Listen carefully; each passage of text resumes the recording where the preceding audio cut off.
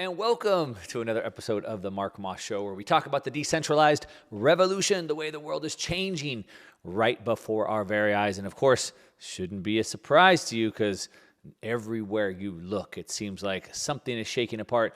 Lots of opposing forces. People are divided at each other's neck.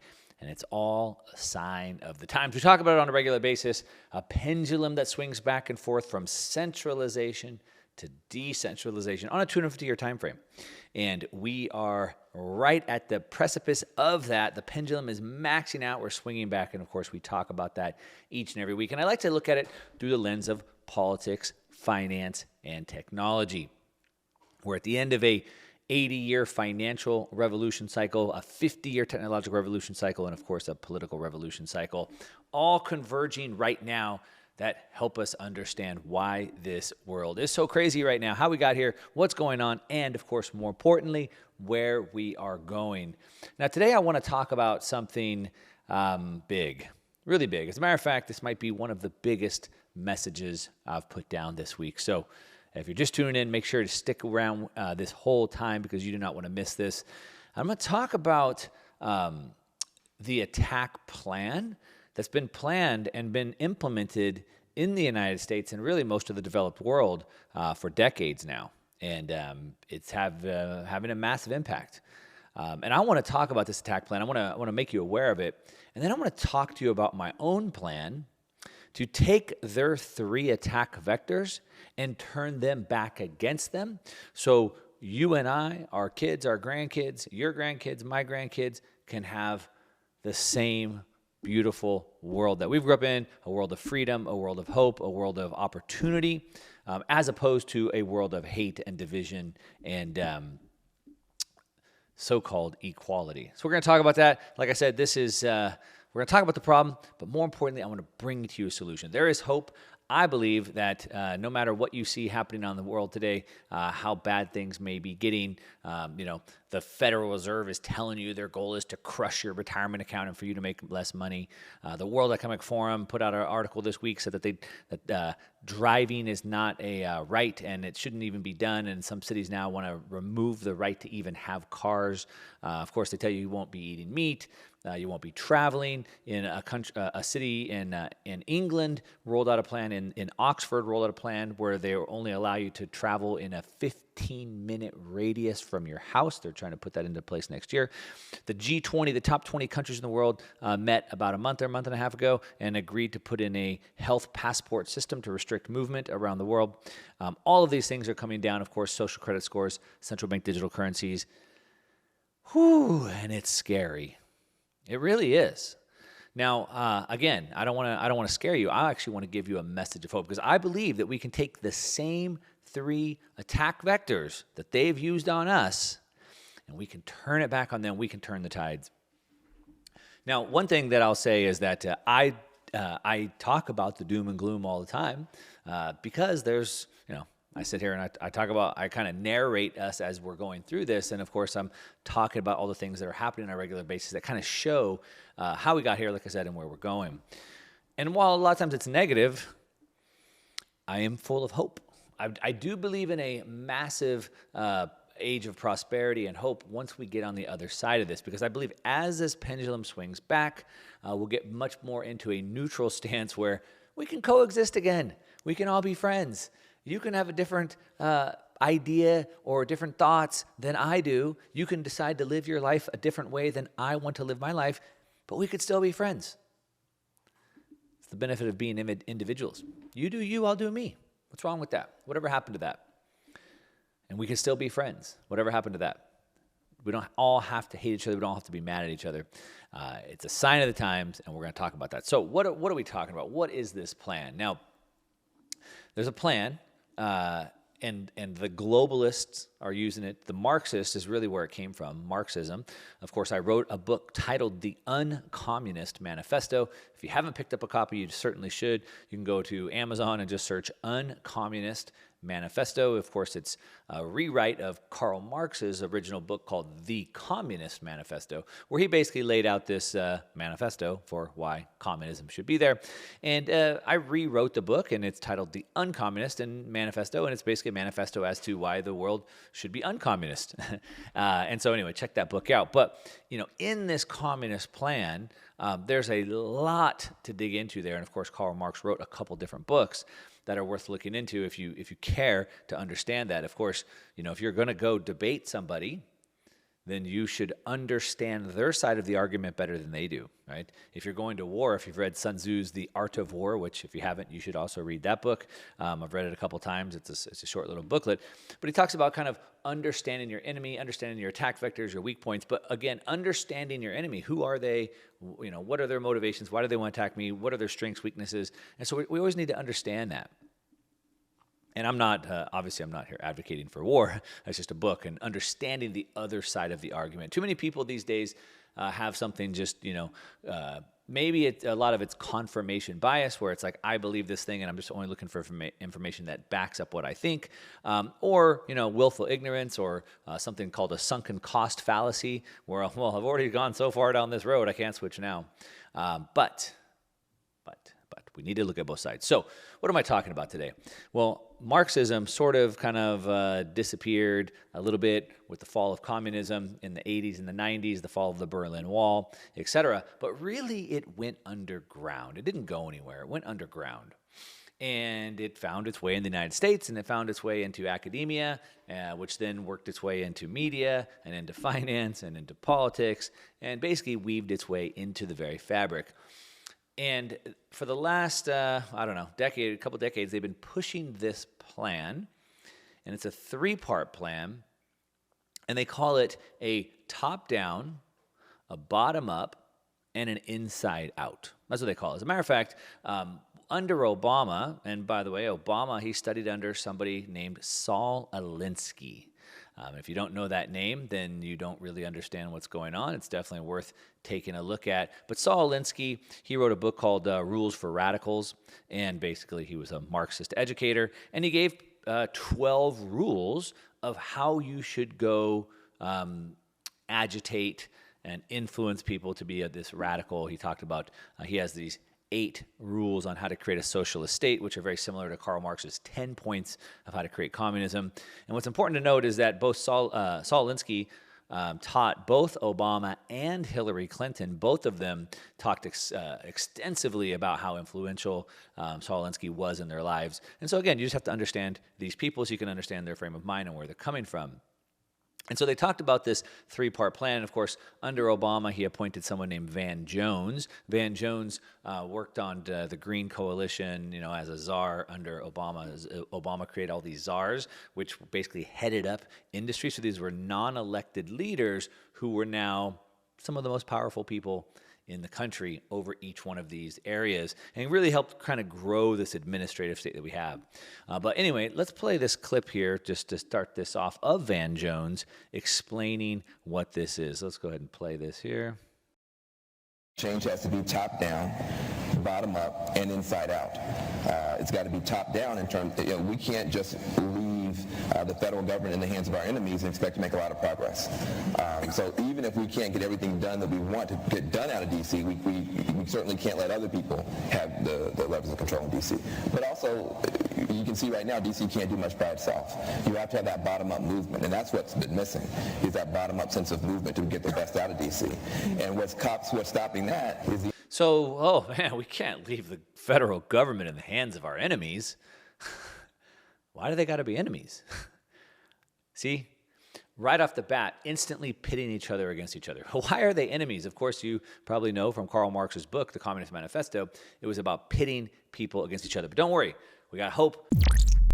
But that's part of the views of these globalists or Marxists is Karl Marx wrote about it in the Communist Manifesto, the 2 groups of people that constantly fight against each other, the oppressed and the oppressors. Really? Like, we all struggle in life. Sure, we struggle to survive. We struggle against the earth. We struggle against lots of things, but we don't have to struggle against each other. There's 2 modes of building wealth. One is cooperation, where we work together. That's capitalism. Hey, you killed an animal, I got a fire. How about we share the fire and the animal and we eat together? That's cooperation. Hey, if you help me, I'll help you. We'll both be better off for it. That's cooperation. Coercion is, I know what's better than you do, so you shut up and I'm just going to take what you have and I'll tell you what to do. And so coercion, and that's part of the problem. That's why we're at where we are today, where everyone's at each other's throats. Because, again, back to cooperation, how America was founded with individualism is, again, I do me, you do you. We can still be friends. You want to do those things? Great. I want to do these things? Great. The problem is the other side, as Van Jones says, your enemies. Why do they got to be enemies? The problem is when they want to tell the other side what to do. So that's the problem. One side, if you listen to this podcast and it influences you, great. I'll have influence over you. But I don't want to have power over you. I don't want to tell you what to do. I don't want to control you. But unfortunately, one side does. And that's where the butting head goes. Because again, you do you, I'll do me. But they aren't like that. They're like, no. You do what I say. And that's where we come to a head. And so he says we can't let our enemies control the government. But what we really need is the bottom up. And so the bottom up is what influences the government. That's what he wants. Now, we have the top down again. Those are the politicians. And what we've seen, and it's easy to see, we've seen these extremist politicians coming into play, into power, right? And they have these crazy policies. Even the own Democratic Party says that these this far left wing are too far out of touch. Even Van Jones himself was on TV recently saying that they just completely lost touch. They're using words that nobody would use. Like he said, they're so out of, even Van Jones himself, and he said they're using words like made up words like Latinx. He's like, I've never met a Latinx person in my life. I don't even know what that is. Like, right? And so they're out of touch, but also probably on the other side, on the right as well, probably on the far right extreme, they're out of touch as well. The point is that there's these extreme people on both sides, these politicians, these extremists, to push these top-down policies. And then the bottom up is then the agitators, right? So then this is where you get the protesters coming in, piles of bricks showing up all over downtown so Antifa could smash buildings, all types of school activism and gun activism and on and on and on. And all this chaos starts to create distrust in the government. It starts to make people feel very uncomfortable. And that's the whole point. They want you to feel uncomfortable. And going back to, again, Karl Marx in the Communist Manifesto, and if you read his books, what he wants people to always be uncomfortable so they'll always be in a state or in a mindset of revolution. Same with Saul Alinsky. They don't want you to be comfortable. They always want you to be at unease so that you're always trying to agitate, so that you're always trying to push this revolution. Because once you get married and you got a couple kids and you got your house and you're comfortable and you're happy, then you don't want revolution anymore. You're happy. Is that such a bad thing? Doesn't seem like such a bad thing to me. And so they want to agitate. And what happens is, we can withstand a lot of things. A couple things that we don't want is we just don't want violence around us, right? And so people have left. Lots of immigrants have come to the United States because in whatever country they were in, there was persecution. There was crime, no private property rights, etc. And so they're tired of that. They don't want to live under that. And so they come and they live in the U.S. where there's supposedly rule of law. Unfortunately, now you see in major cities like Seattle and San Francisco, New York City, where the crime rates have absolutely exploded because, of course, they want to end the police. They want to defund the police. They want to take away cash bail. They want to do all these things. They want to decriminalize theft under $1,000. And so when it's not illegal to steal or resist arrest, then what happens? Then people steal and resist arrest. And so all of a sudden, these cities start having this high rates of crime. Now, why is that happening? Well, because, again, the bottom up. They need the agitation. They need you to feel uncomfortable so that then you'll push the top down, right? So then you'll drive the politicians. All right, so if that makes sense. And then the inside out is where then us in the middle get squeezed. You have the agitators on the bottom, you have the politicians at the top, and the middle, most normal people, you and I, we're like, enough, we don't want this anymore. We need change. We're more than happy just to give up our privacy and our freedom if you can just make it stop. Just make it stop. Just bring peace back. Just bring harmony back. And I don't care if I lose my freedom and my privacy. anything. Of course, that's what happens. That's what happened in Hitler's Germany, right? After World War II, or after World War I, things had gotten so bad there, and then they brought in the agitators. Hitler had his brown shirts, right? And they started causing all these problems, and the people were ready for anything. And so they went into that. Czechoslovakia in 1948, same thing. They had Soviet backing, came in, ran a coup d'etat, took over the country, but they caused so much agitation that the people were just ready. Whatever, fine, give us communism. Take away all our free will and rights. It's okay as long as we just can have peace back. And so that's this agitation that happens. And of course, it's celebrated. Here, Obama, when this was all happening after George Floyd, died, and then we had all the protests going all over the world. He said, "quote I've been hearing a little bit of chatter on the internet about voting versus protest." This is Obama speaking. "Politics and participation versus disobedience and direct action," Obama said. "This is not an either or. This is a both. And to bring about real change, we both have to highlight a problem and make people in power uncomfortable." End quote. That's Obama. Of course, he studied under Saul Alinsky. So, of course, he said that. And so what he's saying is that, hey, look, participation in politics and protesting, being disobedient, it's not about either one, which one's better. It's about both. We have to make people uncomfortable. End quote. That's from Obama. And so this is the goal. Now, again, this sounds bad, but don't worry. There's massive hope and prosperity because I can show you how we can take the same three-part approach and use it to get what we want, which, what do we want? I want me to get what I want, and I want you to get what you want. There's no such thing as utopia because your version of utopia is a mighty version of utopia. So we all have our own. Back to the second part, the bottom up is this agitation. And I just want to give you a couple examples because I already gave you a couple, but maybe it sounds a little bit vague. So there's an article that came out just this week, Why Coke Went Woke, Coca-Cola. So if you're not aware, Coca-Cola went very woke. Of course, they've decided to defund lots of things. They've threatened to move out of the state of Georgia over politics and stuff like that. And they've gotten very woke over there. And why? What led to that? What led to that? Well, what we saw is that there is a whistleblower that happened to just come out who used to work at Coca-Cola and kind of explained it for us. And of course, businesses are looking out for their own best interest to make money. And so this whistleblower says that Coca-Cola paid the NAACP millions of dollars to call parents racists if they opposed a sugary diet. So he said he was in the room with Coca-Cola when they paid the National Association for the Advancement of Colored People, NAACP, millions of dollars to accuse parents of racism if they didn't agree with soda being included in food stamp funding. Callie Means, author and co-founder of True Medicine, revealed on Tucker Carlson that he actually witnessed the company give millions of dollars to the NAACP and the Hispanic Federation, both directly and through front groups. And he says, quote, "It's transactional. They say the quiet part out loud. Coke will give, in this case, the NAACP, millions of dollars for the NAACP to call opponents, in this case parents, who are concerned about their kids ingesting 100 times more sugar than they did 100 years ago, to call them racist and to shut them down. The NAACP received at least $2.1 million from the soda giant since 1986.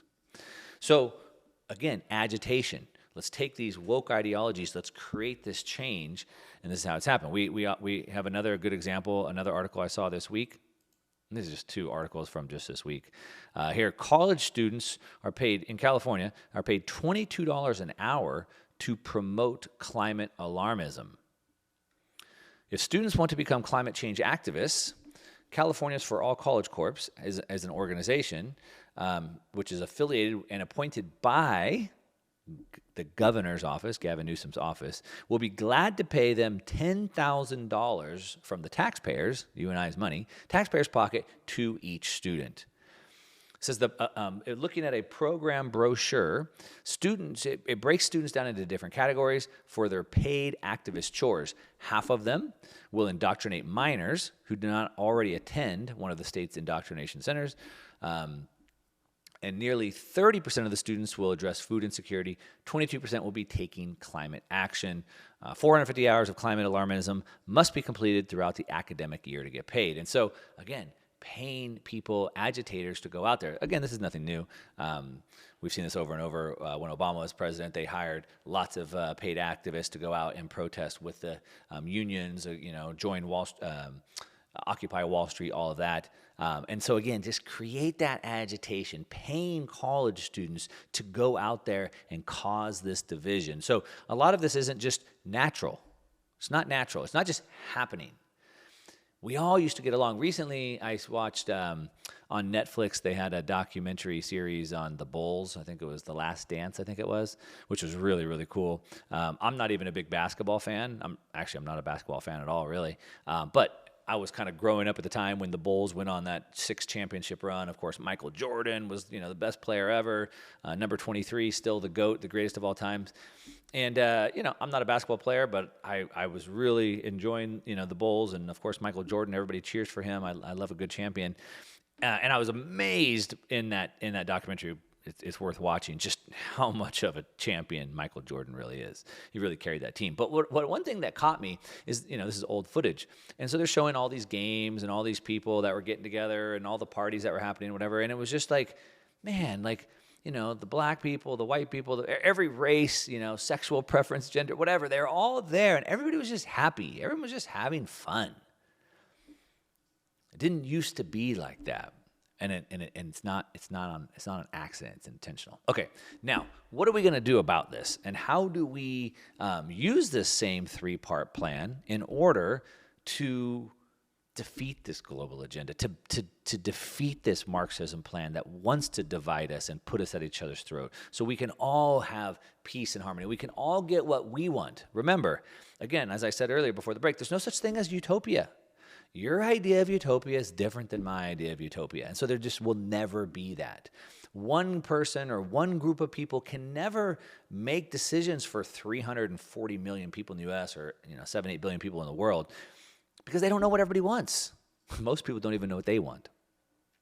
But we should all be free to go find out what that is. And so how do we turn this plan upside down, break the globalist agenda, so we have freedom to go seek out, whatever it is that we want out of life? All right. So they have a 3-part plan: the top down, the bottom up, and the inside out. And I propose a very similar 3-part plan. I'm also calling it top down, bottom up, and inside out. But the inside out piece is something that I have just a little bit different than what they have. Now, let's play this second clip of Van Jones talking about the same 3-part strategy here. You handle the top down, but it's also bottom up and inside out. Top down, bottom up, and inside out. So now your challenge as you leave here, our challenge, is to take care of that bottom up part. All right, so he challenged you, I'm challenging you as well. That's the bottom up. And so I say it all the time, look, don't just listen to my videos or the podcast or the radio show, wherever you're watching me. You can find me making videos on YouTube. Just search Mark Moss, or the radio, the podcast on your favorite podcast player. And I challenge you, don't just listen to this. Go discuss these ideas. Go talk about them with your neighbors, your friends, your family, your coworkers, whatever it is. Discuss them. Truth is found through open, honest, intelligent discussion. Last week on the podcast, I had somebody on, Ryan Daniel Moran, who I did not agree with. But we had a very civil, intellectual discussion. It wasn't a debate, it was a discussion. I didn't convince him necessarily. He didn't convince me, but we were able to understand each other, and we're friends, and we've been texting, in the week since. And so have these discussions so you can start to think it through on your own. And so that's the challenge. That's the bottom up. We need to go spread this information, because the leaders at the top, the politicians, they don't really enforce things as much as they react to things. And so whatever the people want or demand, in a representative government like we have, then they should be responding to. But more importantly, it's the inside out is where we have the massive, massive opportunity. And so the challenge is, as Van Jones challenged the bottom up, challenged you to go do something, I'm also challenging you. 1, go talk about these ideas. But more importantly, it's the inside out part is where we have the most leverage, and I want to talk about that. Now, I am doing a 3-day event where I'm going to really break this down, bring in a bunch of expert speakers. You can check out go.onemarkmoss.com, go.onemarkmoss.com/radio. go.onemarkmoss.com/radio to find out about this 3-day event. It's a live virtual event, so you can learn about this opportunity, but I'm going to explain it for you right now, how we do this inside out, how it's the biggest opportunity you have to build, grow, and protect your wealth, but also affect massive change for freedom. So we're also going to use the same top-down, bottom-up, and inside-out approach. And so, again, just like them, top-down. We need to influence politics. Now, it's unfortunate. Your vote probably doesn't mean that much anymore. I think everything that you need to know about politics, or I should say voting, was really summed up in this last election. And I'm not even going to go deep into that. But you probably know like your vote doesn't really carry a whole lot of weight anymore. But the closer the vote is to you, the more powerful or more important it is. So your local politics are more important, and you have more influence over those.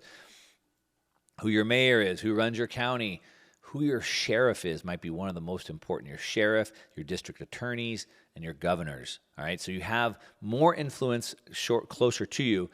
The president, forget about it, right? So still vote, right? I mean, you probably don't have a big amount of influence there, but you do it, of course, like I said, influence the local government. Then the bottom up, that's all of you. So take this information, go discuss these ideas, bring awareness to these ideas. But where we have the biggest leverage is the inside out. And that's what I want to talk about. So really where most of this change happened wasn't from the government, wasn't from the politicians, because we have something called the Constitution. And that's the law of the land.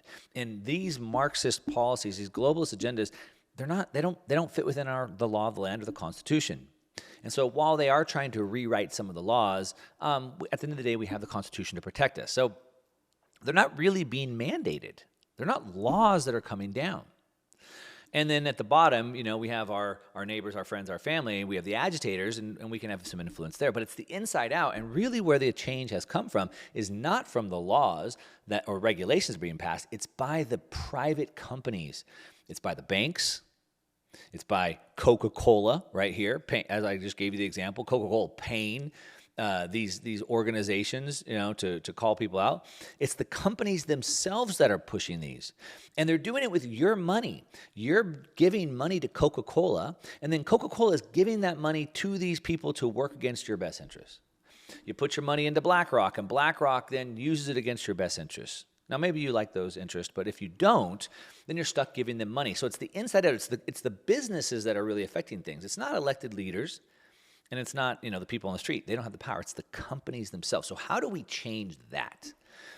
And that's where we have the opportunity. And so, again, I'm talking about something called the parallel markets or parallel economies.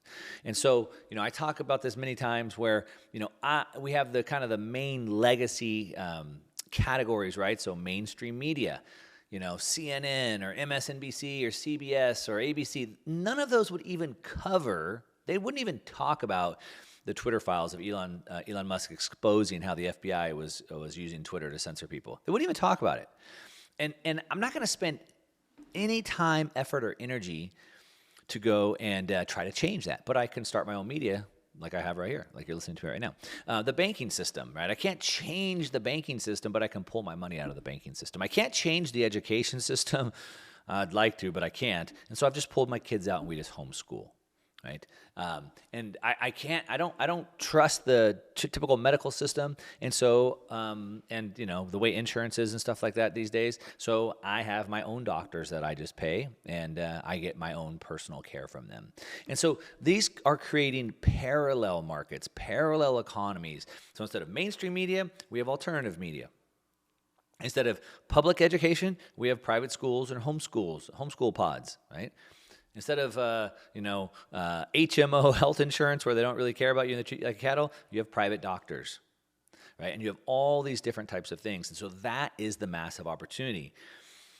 And that's how we have massive change. So instead of giving your money to companies that work against you. You can give your money to companies who are actually working in your best interest. So, for example, the FDA, which is supposed to control our food and does a horrible job, their food pyramid is insane. I talked about it before, but it's like they said that it's better to eat like Lucky Charms than it is to have a real egg cooked in butter. I mean, I just couldn't be more insane. You know, they want your food, your cows to be pumped full of hormones and antibiotics, which of course is not good for you. And then any farmers or ranchers that are growing on their own, they want to shut them down so that meat never gets to market. But I had somebody on my show before, Texas Slim, who's building out the beef initiative, and now we can buy, you and I as individual people can buy food directly from the farmers and ranchers that grow it or raise it the way that we want. And there's a massive opportunity. He's making lots of money, and he's doing a massive public service. And so there's this huge blue ocean opportunity, we call it, a blue ocean, where people would just beg to give you money. A good example is Ben Shapiro. A lot of you guys might know Ben Shapiro. He says lots of mean things. He said that men can't get pregnant. And one of his show sponsors, Harry's Razors, got so mad at him that they said, "Hey, Ben Shapiro, you need to apologize, formally apologize for that, or we're going to pull our sponsorship." And he said, "No, you know what? I'm not going to pull my sponsorship. As a matter of fact, I'm going to drop your sponsorship, and I'm going to create a new razor company. Instead of Harry's Razors, I'm going to create Jeremy's Razors. And it's just going to be anti-woke." And so they created a copycat, a private label razor company, put the whole messaging on there, put the story of what happened, and they're crushing it. And so as a consumer, I can choose to give money to Harry's Razors, which supports, one agenda, or now I can give my money to Jeremy's Razors, which supports a different agenda. And now it's up to me, the consumer, to vote with my money. That's the key piece here. Your political vote doesn't mean that much anymore. Now, we should still do it. And again, closer the better. But the most powerful, the most important vote you have is with your money. So now people have a choice. Harry's Razors, woke. Jeremy's Razors, anti-woke. And I get to choose. Now, the opportunity, in order to have massive change, we need to change the businesses. The companies, the Coca-Colas of the world, the Disneys, they go woke and they want to change policies based off of, the Twitter mob or whatever, right? These people are all angry and noisy, so they go along with it. But what they really care about is the money, their businesses. And so if you hit them where their money is, they're going to be forced to change. A good example is BlackRock. I've talked about this several times throughout the show, several shows, where they've basically become one of the biggest purveyors, pushers of ESG, shutting down fossil fuels, working against people's best interest. I believe 6 states now have pulled their money, divested their money, their pensions from BlackRock. And now BlackRock's going, whoa, hey, hang on, we're not as bad as you think we are.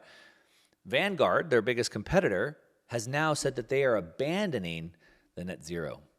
And so there's a company that's popped up to challenge BlackRock, and it's called Strive Asset Management. And they're like BlackRock, except for they're going with other agendas. And now you as a consumer get to decide what you want. And that's how we have change. Now the opportunity is there's not enough of these choices for you and I to make. We don't have enough choices with voting with our money.